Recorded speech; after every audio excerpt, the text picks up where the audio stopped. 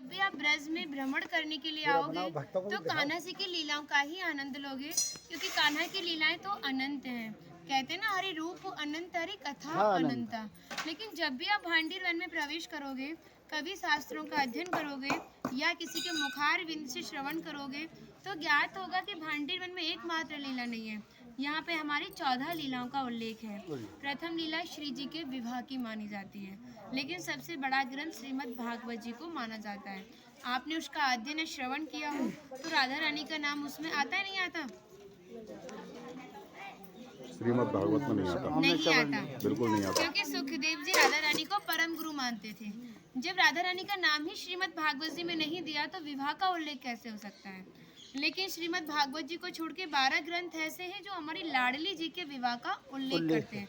लेकिन जिस भांडीर वट के नीचे आप खड़े हो, इसका श्रीमद् भागवत जी के 10वें स्कंद के 18वें अध्याय में 22वां श्लोक कि बृहंतो बाहि मानस्य 4 यंत्रस्य गोदनम भांडीरकम नाम बटम जम्बू कृष्णम प्रोग्राम, यानी वृक्ष द्वापर युग में बहुत विशाल था, 4 योजनों में फैला हुआ था। इसकी जो सीमा थी वो 15 किलोमीटर में थी, तो इसको पंचकोशीय वृक्ष के नाम से भी जानते थे।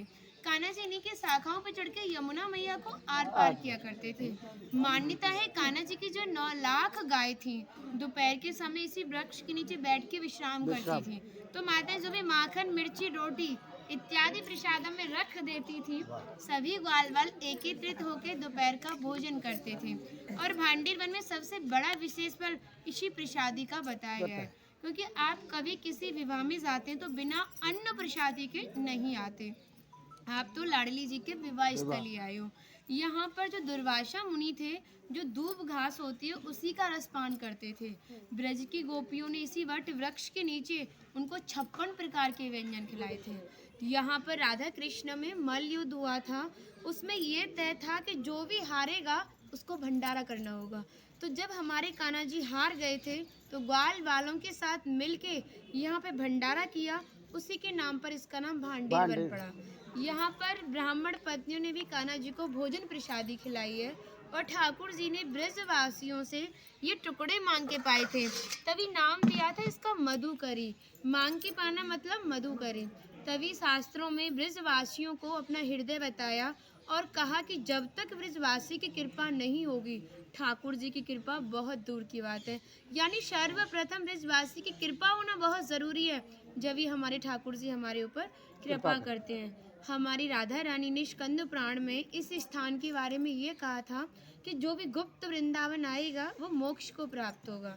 यानी भांडीर वन को ही उन्होंने गुप्त वृंदावन कह के संबोधित किया। तो कान्हा बोले, तुम इतनी बड़ी बात को कह रही हो, लोग पाप करेंगे और सीधे दौड़े भांडीर वन चले जाएंगे, क्योंकि आपने तो मोक्ष धाम ही भांडीर वन को कह दिया। तब हमारी लाडली जी ने कहा, नहीं कान्हा, मैं जिस पर विशेष कृपा करूंगी, जिसके प्रति मेरी भक्ति भाव दोनों सच्चे हैं और भक्त मेरी शादी में उपस्थित है। यानी आज से 5,500 वर्ष पूर्व आप इस स्थान पर थे। मनुष्य तो कोई था नहीं, तो अपने आप को कीड़े मकोड़े, घास फूस, पतझड़ इत्यादि अपने आप को मान सकते हो। जो भक्त उनकी शादी में उपस्थित था वो भक्त कई बार वृंदावन आएगा, जब जाके गुप्त वृंदावन आएगा, और डायरेक्टली नहीं, किसी ना किसी के माध्यम से। इस स्थान तक पहुंचने के लिए माध्यम का होना बहुत ज़रूरी है, और सारा श्रेय भी माध्यम को जाता है, क्योंकि माध्यम ही हमें ऐसे दिव्य स्थान पर पहुंचाता है। और जो भी भक्त भांडीर वन में प्रवेश करेगा, प्रवेश करने से जो कान्हा ने 14 लीलाएं भांडीर वन के अंदर की हैं, उनके दर्शन मात्र का फल प्राप्त होगा। और जो भी यहाँ की एक किनका प्रसादी पाएगा और एक रात्रि निवास करेगा, वो इस ब्रज गौलोक धाम से वैकुंठ गौलोक धाम को जाएगा, क्योंकि जो हमारे ठाकुर जी ने गौलोक धाम को इस 84 कोस में ही बांटा है। आप यहाँ पे जो भी दर्शन करोगे वो प्रकृति की देन के हिसाब से और मानव निर्मित दर्शन है, लेकिन आप गौलोक धाम में जो भी दर्शन करोगे वो ठाकुर जी के हिसाब से हैं। जैसे गर्ग संहिता के 6वें अध्याय का नाम है गौलोक खंड, आप उसका अध्ययन करोगे तो भांडीर वट का एक दिव्य वर्णन का अध्ययन करोगे। कहते हैं गौलोक धाम में ब्रजा नदी के किनारे भांडीर वट है, यानी यमुना मैया का नाम ही गौलोक धाम में ब्रजा है। तो यहाँ पर भी आप एक भांडीर वट के दर्शन कर रहे हो। कहते हैं लोकनाथ प्रभु जी ने कहा है कि अगर भक्त इस भांडीर वट का दर्शन कर ले, दर्शन मात्र से, स्पर्श की तो बात बहुत दूर की बात है, दर्शन मात्र से ही उसे दोबारा गर्भ में जाना नहीं पड़ता। यानी भक्त 84 लाख योनियों से मुक्त होकर मोक्ष को प्राप्त करता है। बोलो राधे राधे। राधे राधे। माता जी का नाम है इंदुलेखा, जो भगवान की राधा रानी की 8 सखियां थी उनमें से एक है ना।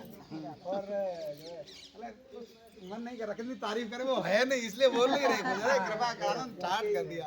हम सब केवल बाजरे की रोटी खिला रही हो, तुम सच में राधा रानी हो। और ऐसा आशीर्वाद दो हम सबको, सच में ऐसा आशीर्वाद दो कि हमारी मैया भी, हमारी सब माताएं भी थोड़ा थोड़ा जिनसे ये मिलें। देखिए भक्ति का स्तर है, एक इतना बड़ा एक इतना है, तो इनको जो इनसे छोटी भक्ति में ने, ये भी उनको कुछ ऐसी बातें बता के भगवान की ओर आकर्षित करें। सबको ऐसा आशीर्वाद दो। आप ब्रजवासी हो इसलिए सक्षम हो, दे बहुत सकती भक्ति हो। बढ़े और ब्रज में वास मिले। कहने